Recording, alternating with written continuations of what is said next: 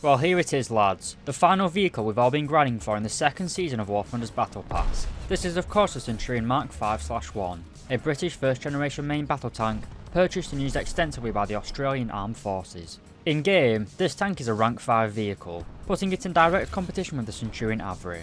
While the Armour is a great meme vehicle, its usefulness as a grinder is rather questionable, at least compared to the Centurion Mark 5, which is basically a carbon copy of a Mark 3. Well known for being powerful, reliable, and basically lol-penning even the heaviest tanks at battle rating 7.3. Alright lads, today I'm going to be talking about the weapons, performance and playstyle of the Centurion Mark 5/1.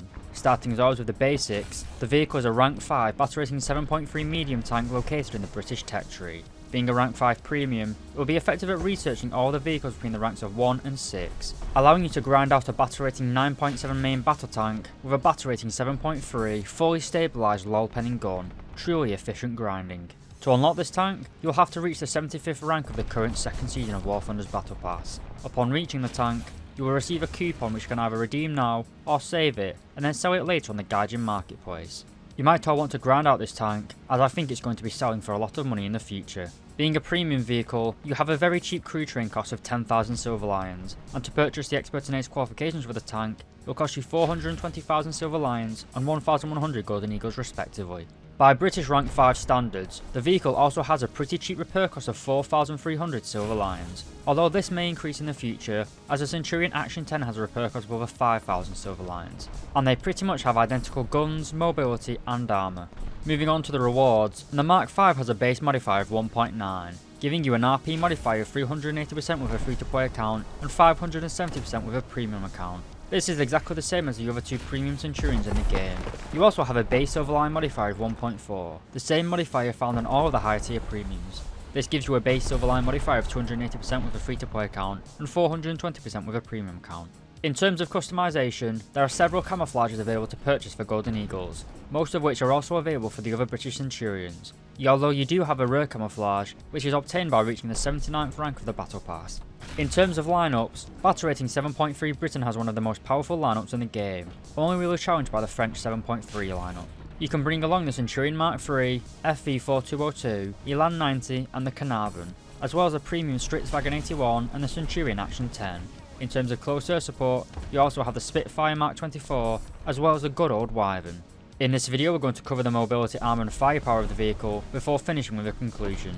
If you do enjoy these sorts of reviews, then please do consider leaving a like and subscribing.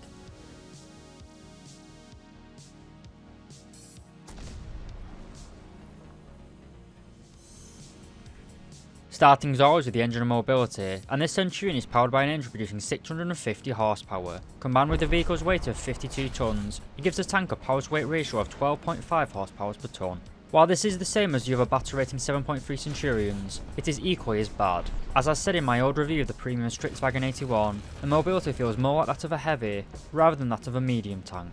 Your top speed of 35 km/h is also rather poor. While the tank does reach this top speed pretty quickly, it is significantly slower than other contemporary vehicles. For example, the Leopard 1 at 7.3 can reach a top speed of 65 km/h. And it's the same story for the reverse gear. Whereas the Leopard can reach a reverse speed of 23 km/h, the Mark 5 can only reach 12 km/h. While not as bad as the earlier British tanks, which basically relied on the crew getting out and pushing it backwards, the Mark 5 still doesn't really have any sort of tactical mobility. Manoeuvrability on the other hand is pretty good, as the vehicle features neutral steering. However, most Allied and German vehicles at this battle rating also have this type of transmission, so the advantage is only really useful against Soviet bloc vehicles. Overall, the mobility of the Centurion series of tank has never been one of their strong points. They aren't quick, and they aren't snappy. You can't use them to rush, or fall back quickly to defend a cap. They're slow, but they're slow and steady.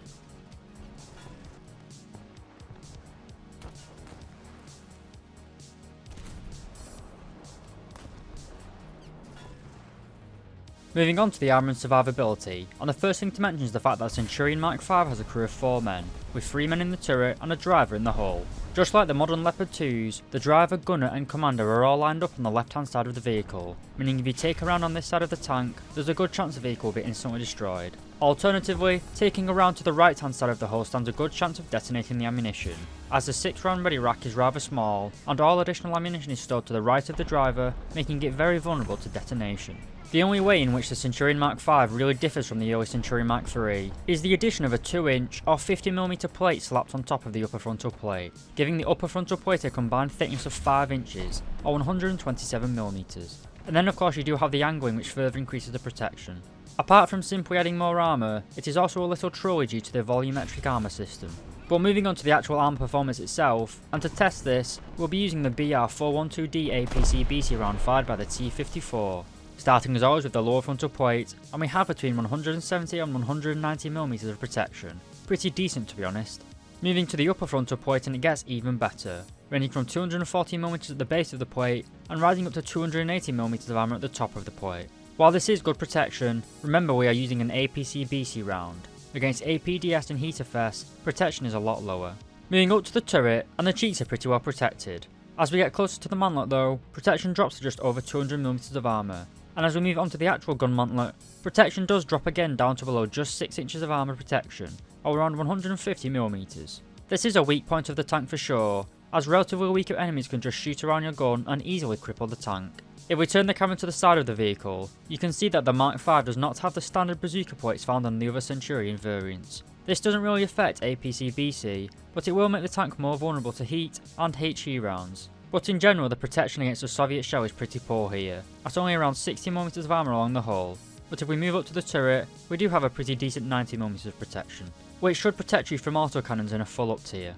And finally, the rear of the turret provides 84mm of armour, and the rear of the hull provides 50mm of armour. Overall, the armour of the Centurion Mark V is fairly good against conventional ammunition. However, being in the 5th rank and a battle rating 7.3, you are facing vehicles armed with transitional ammunition, mainly using a mix of APDS and HEATFS, which somewhat negates your armour. Of course, when down tiered you are basically unstoppable, but with how popular 7.3 lineups are at the minute, down tiers are quite rare.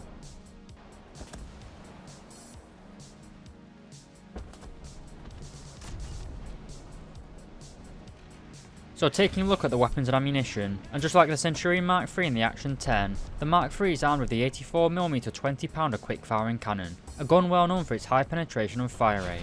The gun does have a very good vertical guidance characteristics, with 20 degrees of gun elevation and 10 degrees of gun depression, allowing you to sit on a ridgeline, crack open a cold one, and wait for the emus to come to you. Being a Centurion, the tank is of course fully stabilised in both the vertical and horizontal planes, giving you a huge advantage over the tanks of other nations, as you can fire on the move and take accurate shots while pushing around a corner. You can carry 62 rounds in total, with only 6 of those rounds being classed as first stage ammunition, with the rest of your rounds being carried along the whole floor as well as next to the driver. So taking a look at the reloading under the loader section, and we have a base reload speed of 8.2 seconds, which drops to 6.3 seconds with an ace crew. This is very good and gives you a very fast reload considering just how powerful this gun is. Next we're going to take a look at the targeting skill under the gunner section, and we can see that you have a base turret rotation speed of 14 degrees per second, which rises to 20 degrees per second with an ace crew, the exact same as the other Centurion variants.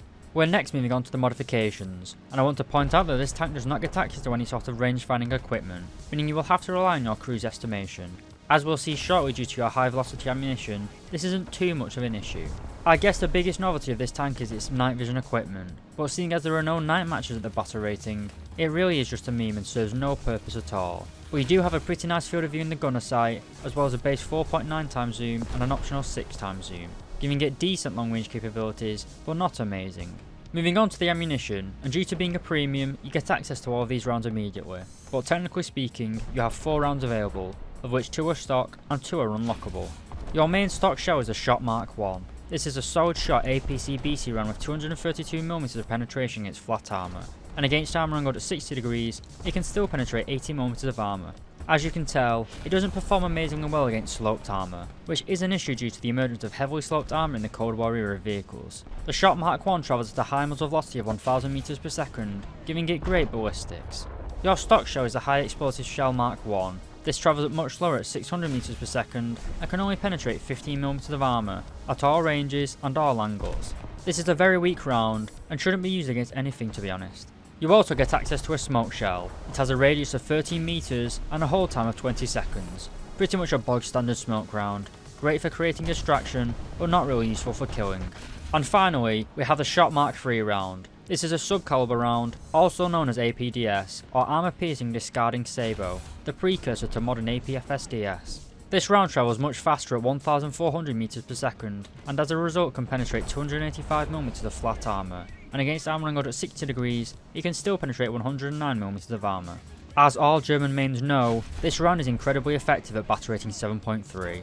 Apart from the main gun, the Mark V also has two coaxially mounted machine guns, one a rifle caliber and one a 50 cal, as well as a single rifle caliber machine gun mounted on the commander's hatch. Overall, the weaponry of the Centurion Mark V is incredibly powerful. Your main APDS shell Mark III can essentially lol-pen any enemy you come across, and due to having a fully stabilised gun and somewhat trolley armour, you can bully Tiger IIs at their own game, rushing around in urban areas and dumping a 20-pound can of Victoria Bitter into anything with tracks and a vaguely German sounding name.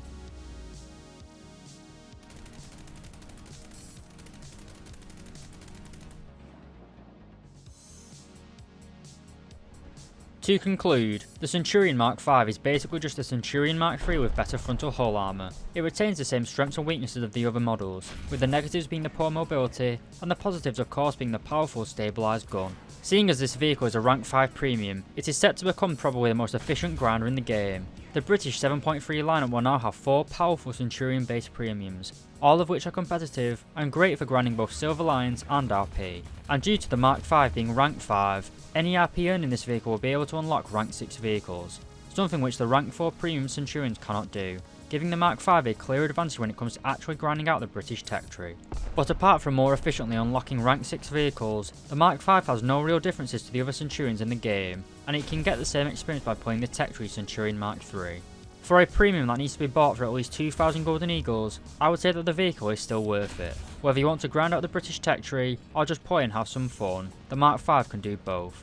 If you already have the other premium Centurions, or aren't really interested in the British vehicles, I'd still grind this tank anyway. This vehicle will realistically be the best premium Britain gets access to, so it should sell for a fair amount on the Guardian marketplace, after which you can use your earnings to purchase something you would like to play instead. But to finish, the Mark V is a great vehicle, with great lineage, in a great tech tree. Alright lads, thank you very much for watching this video. What do you guys think about this vehicle? If you have any questions or suggestions to improve the channel, then please feel free to leave a comment below. I now have community memberships enabled for the channel. If you'd like access to behind the scenes footage, as well as access to content a few hours early, then please do consider becoming a member. I'd also like to mention that I now have a Twitch account, where I stream pretty frequently. So if you'd like to follow me there, my Twitch handle is SAKO Sniper, the same as this YouTube channel. But if you do enjoy these sorts of reviews, then please do consider leaving a like and subscribing. But more importantly lads, I hope you have a great day, and thank you very much for watching.